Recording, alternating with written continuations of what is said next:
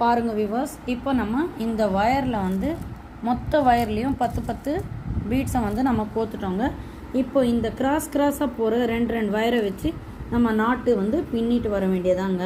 பின்னிட்டு ஒரு 10 வருஷம் வந்த அப்புறமா நான் வந்து காட்டுறேங்க. இந்த எல்லா வயர்லேயும் வந்து பீட்ஸ் கோத்து வச்சுக்கிறது இது வந்து 7வது ஸ்டெப்புங்க. பாருங்கள், இந்த மாதிரி நம்ம கோத்து வச்சுக்கிட்டோன்னா ஈஸியாக போடுறதுக்கு ஈஸியாக இருக்குங்க.